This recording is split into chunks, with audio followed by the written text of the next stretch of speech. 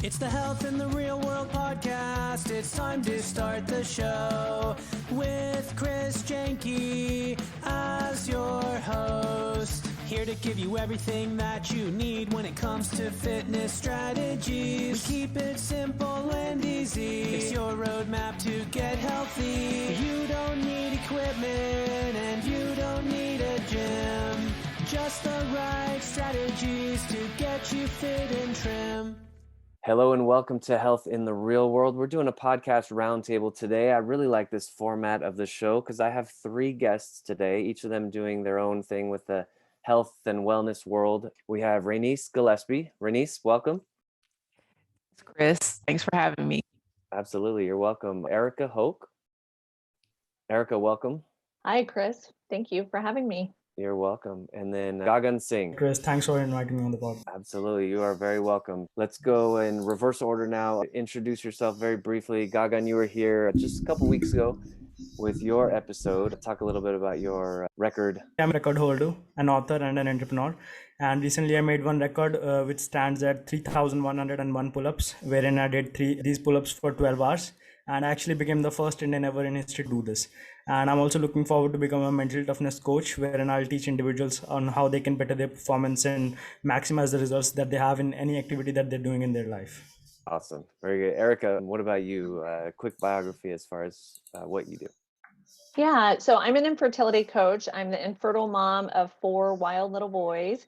And after being told that I wasn't a candidate for IVF, I went on to be successful and conceive my 4 sons through diet and lifestyle changes. So now I'm on a mission to help as many women as I can do the same. I love how you say that. You are the infertile mom of 4. That's fantastic. Renice, go ahead and introduce yourself.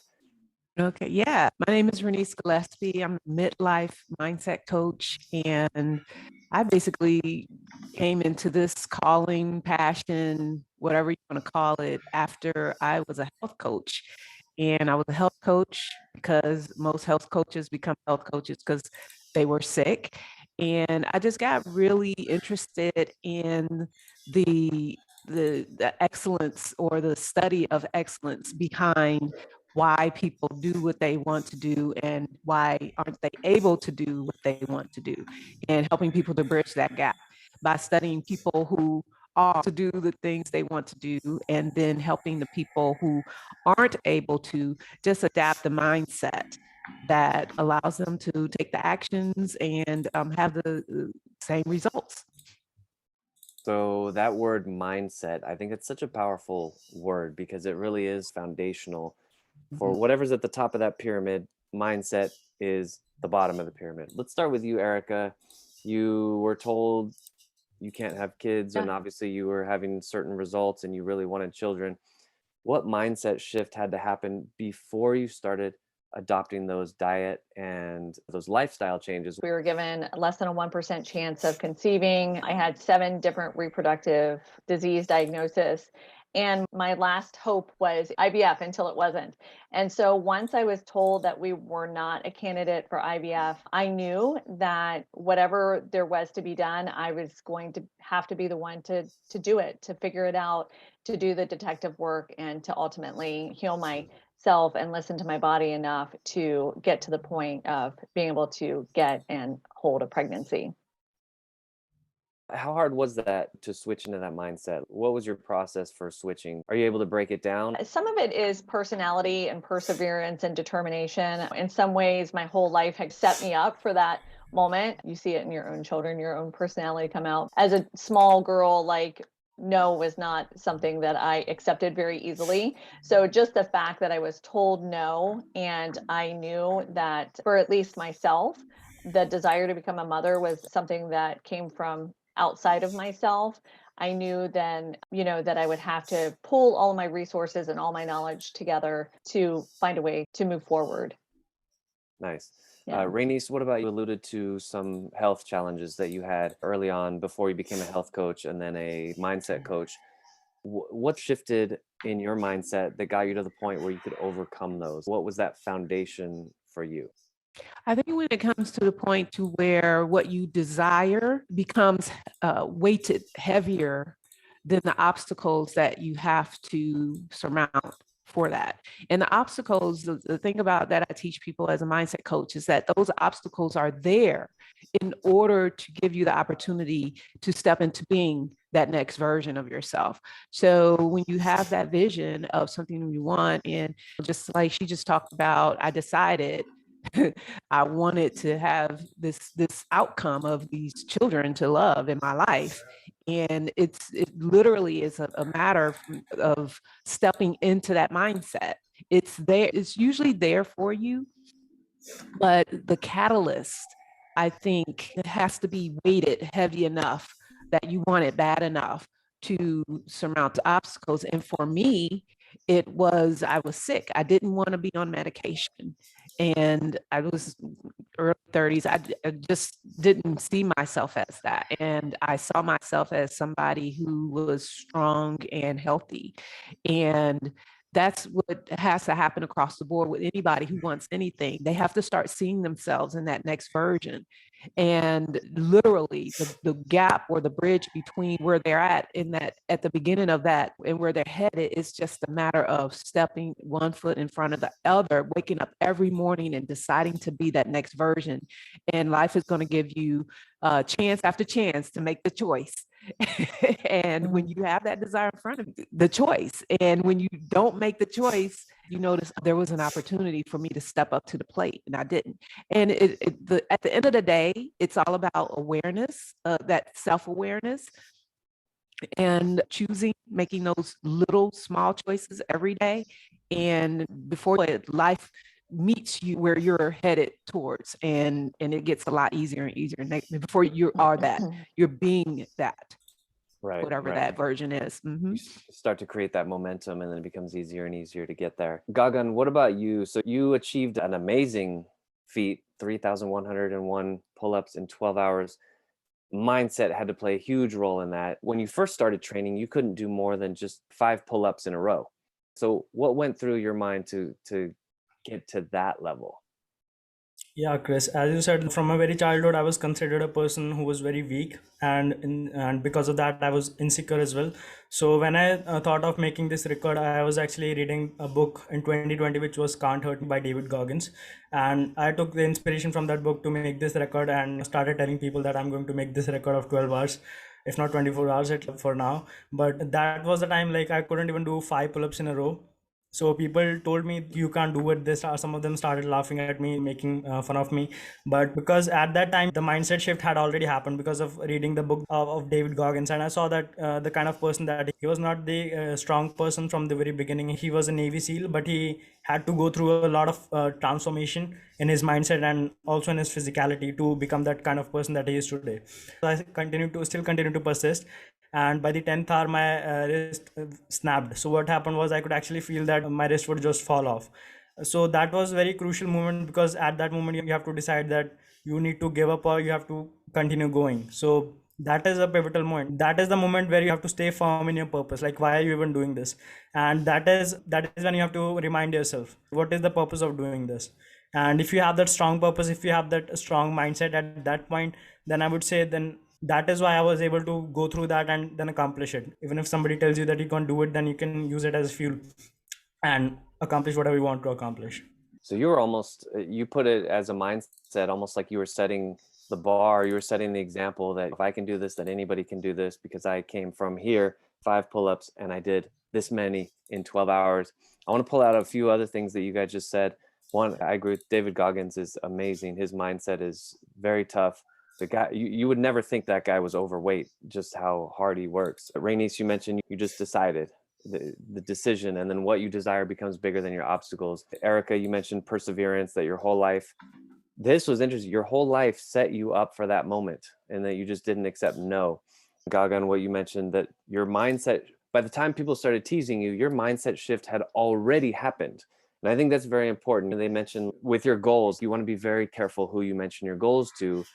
If you are not stable yourself in where you are and where you want to go, don't tell somebody who's going to make fun of you about your goals, because they're just going to come back at you and you're not stable yet to be able to defend yourself or whatever you need to do. Some people, you need to not tell them your goals until after you've already achieved them, because that's the only way they'll actually believe that they'll happen. So I want to give you guys a chance to wrap up and give your motivational speech to, let's say, a college graduation, and give you guys a minute or so to give your talk on how you think people can get the most out of their lives. The thread that ties all three of these stories together that you have on your panel today is focus. And with each story, if you notice, and we could probably all think about something that we've accomplished and realize that moment when we had that laser focus that you have to have. You have to have laser focus in order to bridge that gap. And I think that is what sets apart people who do accomplish what they desire and what they have in their mind, and those who don't. A lot of the people I work with, our whole job is to help them choose a mindset or a thought and completely obsess over it, focus on it. And that does guard you against the people and all of the outside junk that's going to try to stop you, get in the way.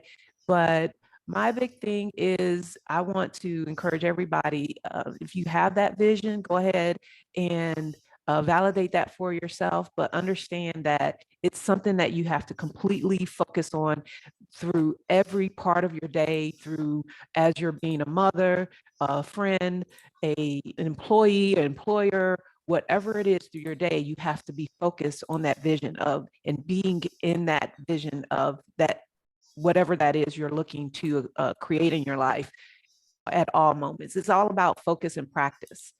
And sometimes, like he said, he started a year ago. Oh my God, to me, that seems like a blink of an eye. And so you will be surprised at how fast your body and the world will catch up to your vision when you have laser focus just that way. Definitely focus, obsess over it, make that your number one goal. So I would just say that you should first of all believe in what you're doing. You should know the like real purpose behind what you're doing. It should not be shallow. Sometimes people like to do some things because of some external validation, or because of just judgment of other people. So I think it should be very clear focus, like why are you doing what you are doing. And then secondly, like Ranis mentioned, that you should be completely obsessed about it. It should be the only thing that you think about. Like when I was attempting the pull-up record, and because if I started to go into the perception of other people about what they thought about me, then maybe perhaps I would not have made this record. But because I was completely obsessed about it, even though I did not have the strength in the very beginning, but still I was able to do it because I was obsessed about it. Yeah. Erica, what about you? Bring us home. Yep. So I would say that taking responsibility for your overall health and wellness, including your own mental health during your infertility journey, is key. So many of my clients look to the medical community to fix them. And while they can be helpers, no one has been in your body for your whole life. You've been in your body for your whole life. So you need to take responsibility for that.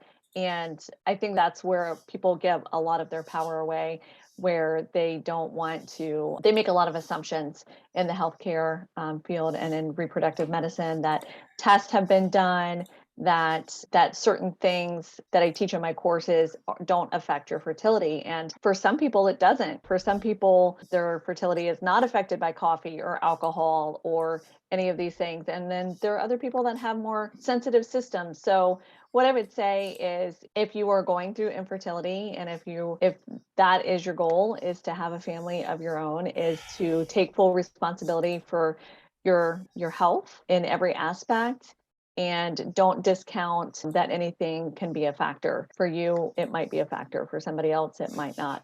And the thing that I always tell people is, just because a doctor tells you that they can't help you doesn't mean that you can't get pregnant.